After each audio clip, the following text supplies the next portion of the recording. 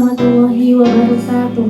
Halo teman-teman, perkenalkan nama saya Nova Marfiana, saya dari 3HTNA. Oke, yang pertama yaitu lembaga independen. Dari teman-teman sendiri, ada nggak sih yang tahu apa itu lembaga independen? Oke, baik. Lembaga independen atau biasa yang disebut dengan Strict Equality Adjustment adalah lembaga negara yang berfungsi sebagai penunjang dari fungsi lembaga negara yang masuk dalam alat kelengkapan negara. Jadi, lembaga negara independen ini berada di luar struktur pemerintahan, akan tetapi bersifat publik. Lalu juga sumber pendanaan lembaga negara independen ini berasal dari negara itu sendiri dan bertujuan untuk kepentingan publik. Selanjutnya itu kita akan menjelaskan tentang KPU, Komisi Pemilihan Umum, dari mulai pengertiannya, tugas, lalu juga kewenangannya. Nah, dari pengertian KPU ini atau Komisi Pemilihan Umum ini, lembaga yang bertanggung jawab untuk menyelenggarakan pemilihan umum, baik pemilihan presiden, anggota legislatif, maupun kepala daerah. Dan KPU ini juga berfungsi untuk menetapkan daftar pemilih, lalu juga calon peserta pemilu, lalu peraturan teknisnya, lalu juga penghitungan suaranya, lalu ada penetapan hasil pemilunya juga. Dan KPU ini berwenang untuk menyelesaikan sengketa pemilu yang memberikan sanksi kepada pelanggarnya. Dalam pasal 12 Undang-Undang Nomor 7 Tahun 2017 yang menjelaskan tentang pemilihan umum, KPU ini mempunyai tugas sebagai berikut.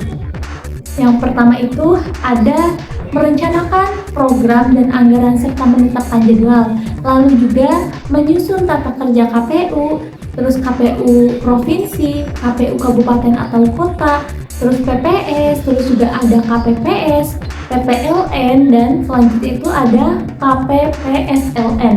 Terus yang ketiga itu tugas dari KPU ini menyusun peraturan KPU dalam setiap tahapan pemilunya. Terus yang selanjutnya mengkoordinasikan, menyelenggarakan, lalu juga mengendalikan dan memantau semua tahapan pemilu.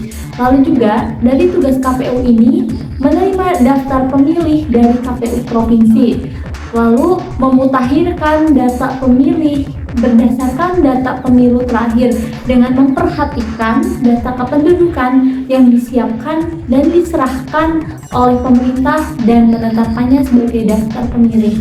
Lalu yang selanjutnya itu dari tugas KPU ini membuat berita acara dan sertifikat rekapitulasi. Lalu yang selanjutnya juga ada mengumumkan calon anggota DPR, calon anggota DPD, dan pasangan calon terpilih, serta membuat berita acara. Lalu yang selanjutnya itu menindaklanjuti dengan segera putusan Bawaslu atas temuan dan laporan adanya pelanggaran atau sengketa dalam pemilu.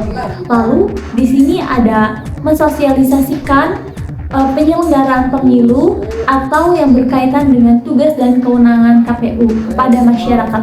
Terus lalu melakukan evaluasi dan membuat laporan, lalu juga melaksanakan tugas lain dalam penyelenggaraan pemilu itu tersebut sesuai dengan ketetapan peraturan perundang-undangannya.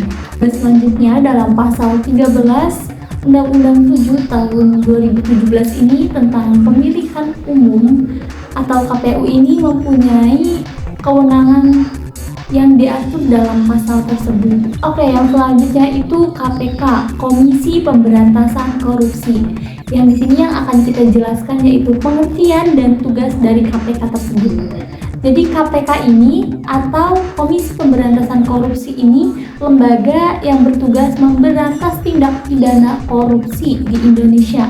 KPK ini berfungsi untuk melakukan pencegahan, penindakan, lalu juga koordinasi dengan lembaga lain dalam upaya memberantas korupsi di negara ini.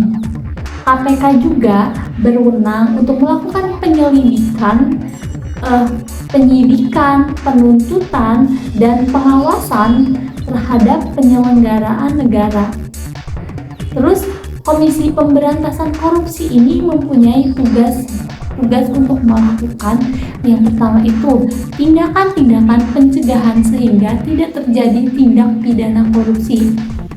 Yang kedua itu koordinasi dengan instansi yang berwenang dalam melaksanakan penindakan tindak pidana korupsi ini, dan instansi yang bertugas melaksanakan pelayanan publik. Lalu yang selanjutnya itu monitor terhadap penyelenggara pemerintah negara.